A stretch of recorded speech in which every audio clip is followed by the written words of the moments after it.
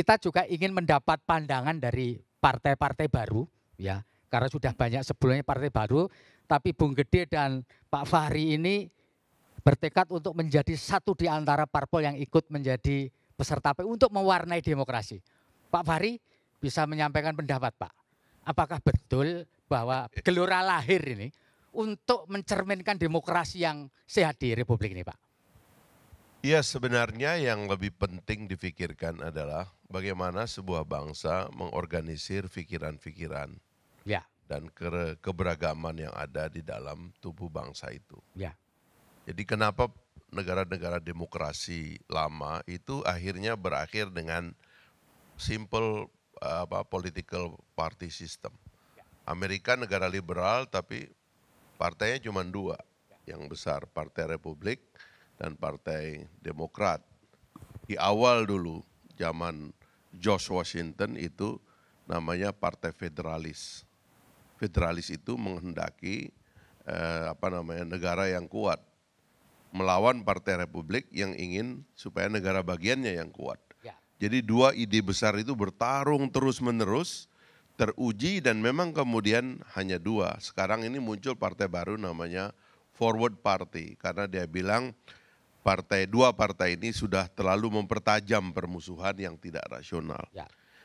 Jadi yang penting ini sebenarnya bukan sekedar verifikasi teknisnya, tapi yang paling penting adalah mengidentifikasi sebenarnya cikal bakal dan ciri khas dari pikiran yang berkembang dalam tubuh bangsa kita itu apa aja gitu. Ya, ya. Sebenarnya inilah mekanisme dalam negara demokrasi karena ujungnya adalah representasi bahwa seluruh anak bangsa, seluruh rakyat itu harus tercermin dalam kekuasaan.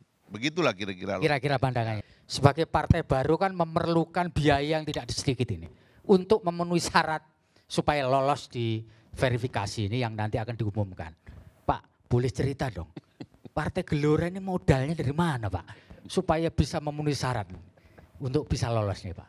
Ya, memang bikin partai di Indonesia itu menurut saya itu kayak bikin negara itu. Itu dahsyat itu pekerjaan itu ya.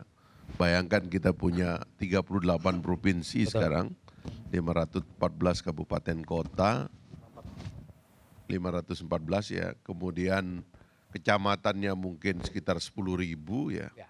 Terus desanya itu mungkin sekitar berapa sekarang? 74 ribuan sekarang. Itu bayangkan itu bagaimana itu kita mengatur pembentukan daerah-daerah ya. Kemudian KPU meriksa supaya kita punya kantornya itu harus disewa paling tidak sampai pemilu terjadi kan. Ya. Itu di 514 kabupaten kota dan seterusnya. Jadi memang luar biasa dahsyatnya itu proses. Cuman memang begitulah demokrasi kan. Kita tawarkan ide ya kan, kalau di awal-awal nih masih enak nih ya, kalau itu bedanya kita dengan Mas Hasto. Kalau Mas Hasto ini sudah pemegang saham dia, karena kalau kita ini baru mau IPO nih ya kan, ini belum punya saham, baru membentuk startup lah ya kan, baru nanti dilemparkan untuk dibeli oleh publik kan gitu. Nah tetapi dasar negara demokrasi, negara bebas, begitu kita lempar idenya, ada aja yang beli gitu. Muncullah volunteerisme, orang nyumbang di seluruh daerah itu ada yang kemarin ada insiden juga itu. Jadi ada satu kantor DPD kami diverifikasi sama KPU, ini orang minjam rumah mertuanya, tapi nggak ngomong sama mertuanya. Waktu KPU datang dimarahin sama mertuanya. Itulah dinamika yang terjadi.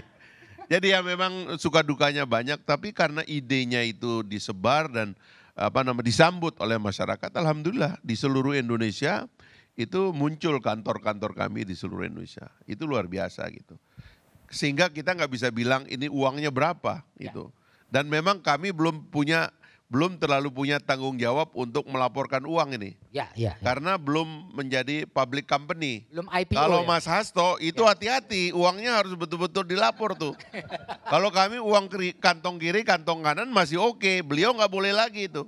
Karena ya sudah jadi pemegang saham tadi, sudah punya saham dalam pemerintahan lah, kira-kira begitu. Pak Fahri, bisa nggak disebutkan apakah memang perlu kehadiran pemilik modal yang besar untuk melahirkan sebuah partai politik baru? Karena kita lihat beberapa partai politik memang pendirinya udah kaya, Pak. Gimana dengan partai itu nanti materi kampanyenya Partai Gelora itu nanti. Iya. Karena memang ya salah satu cara kita membersihkan negara adalah mengatur keuangan politik yang baik. Ya. Selalu harus ketat kita ngatur keuangan politik. Karena kalau dalam demokrasi itu begitu. Kalau kita tidak mengatur secara ketat bagaimana kita membiayai partai politik dan pemilu, nanti uang liar masuk. Ya. Baik dari orang maupun dari pribadi. Uang pribadi juga nggak boleh loh. Kenapa?